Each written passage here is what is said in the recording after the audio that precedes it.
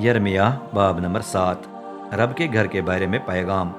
रब यिर्मयाह से हम कलाम हुआ। रब के घर के सहन के दरवाजे पर खड़ा होकर ऐलान कर कि ए यहूदा के तमाम बाशिंदों, रब का कलाम सुनो। जितने भी रब की परस्तिश करने के लिए इन दरवाजों में दाखिल होते हैं वो सब तवज्जो दें। रब्बुल अफ़वाज जो इसराइल का खुदा है फरमाता है कि अपनी ज़िंदगी और चाल चलन दुरुस्त करो तो मैं आइंदा भी तुम्हें इस मकाम पर बसने दूंगा। उनके फरेबदा अल्फाज पर एतमाद मत करो जो कहते हैं यहाँ हम महफूज हैं, क्योंकि ये रब का घर, रब का घर, रब का घर है। सुनो, शर्त तो ये है कि तुम अपनी जिंदगी और चाल चलन दुरुस्त करो और एक दूसरे के साथ इंसाफ का सलूक करो, कि तुम परदेसी, यतीम और बेवा पर जुल्म न करो। इस जगह बेकसूर का खून न बहाओ और अजनबी माबूदों के पीछे लगकर अपने आप को नुकसान न पहुंचाओ। अगर तुम ऐसा करो तो मैं आइंदा भी तुम्हें इस जगह बसने दूंगा, उस मुल्क में जो मैंने तुम्हारे बाप दादा को हमेशा के लिए बख्श दिया था। लेकिन अफसोस, तुम फरेबदा अल्फाज पर भरोसा रखते हो जो फजूल ही हैं। तुम चोर, कातिल और जिनाकार हो। नीज तुम झूठी कसम खाते, बाल देवता के हुजूर बखूर जलाते और अजनबी माबूदों के पीछे लग जाते हो, ऐसे देवताओं के पीछे जिनसे तुम पहले वाकिफ नहीं थे। लेकिन साथ साथ तुम यहाँ मेरे हुजूर भी आते हो।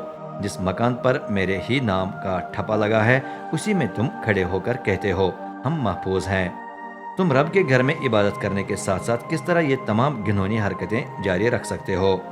रब फरमाता है, क्या तुम्हारे नज़दीक ये मकान जिस पर मेरे ही नाम का ठप्पा लगा है डाकुओं का अड्डा बन गया है? खबरदार, ये सब कुछ मुझे भी नजर आता है। सेला शहर का चक्कर लगाओ जहां मैंने पहले अपना नाम बसाया था।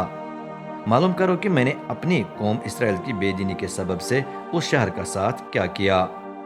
रब फरमाता है, तुम ये शरीर हरकतें करते रहे और मैं बार बार तुमसे हम कलाम होता रहा, लेकिन तुमने मेरी न सुनी।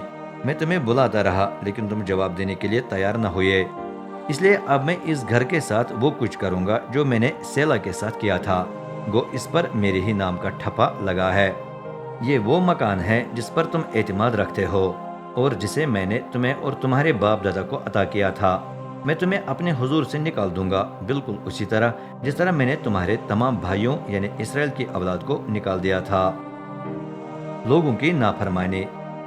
ए यिर्मयाह, इस कौम के लिए दुआ मत कर, इसके लिए न इल्तिजा कर न मन्नत। इन लोगों की खातिर मुझे तंग न कर, क्योंकि मैं तेरी नहीं सुनूंगा।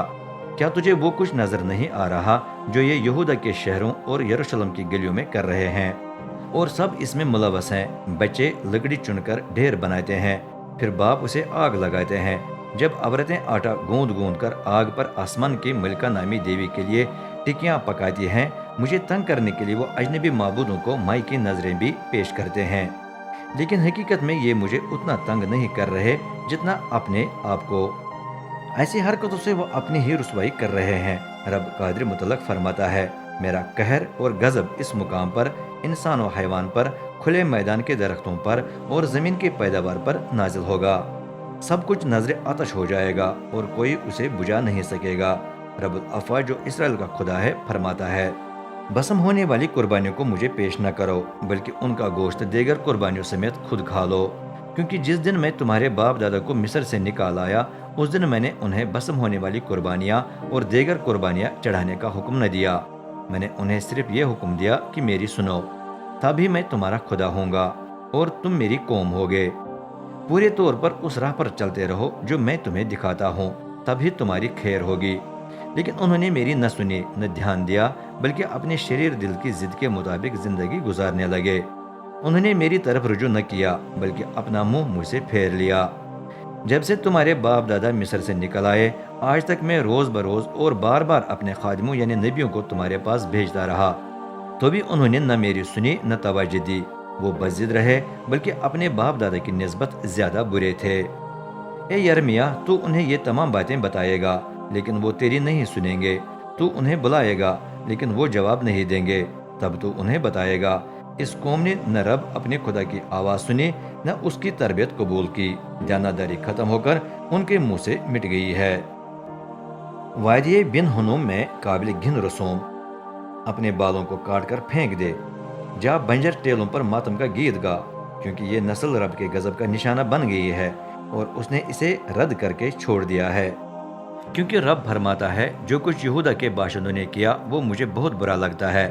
انہوں نے اپنے گھنونے بتوں کو میرے نام کے لیے مخصوص گھر میں رکھ کر اس کی بے حرمتی کی ہے۔ ساتھ ساتھ انہوں نے وادی بن ہنوم میں واقع توفت کی اونچی جگہیں تعمیر کی تاکہ اپنے بیٹے بیٹیوں کو جلا کر قربان کریں۔ میں نے کبھی بھی ایسی رسم ادا کرنے کا حکم نہیں دیا، بلکہ اس کا خیال میرے ذہن میں آیا تک نہیں۔ چنانچہ رب کا کلام سنو، وہ دن آنے والے ہیں جب یہ مقام توفت یا وادی بن ہنوم نہیں کہلائے گا بلکہ قتل و غارت کی وادی۔ اس وقت لوگ توفت میں اتنی لاشیں دفنائیں گے کہ آخر کار خالی جگہ نہیں رہے گی۔ تب اس قوم کی لاشیں پرندوں اور جنگلی جانوروں کی خوراک بن جائیں گی اور کوئی نہیں ہوگا جو انہیں بھگا دے گا۔ میں یہودا کے شہروں اور یروشلم کی گلیوں میں خوشی و شادمانی کی آوازیں ختم کر دوں گا، دلہا دلہن کی آوازیں بند ہو جائیں گی، کیونکہ ملک ویران و سنسان ہو جائے گا۔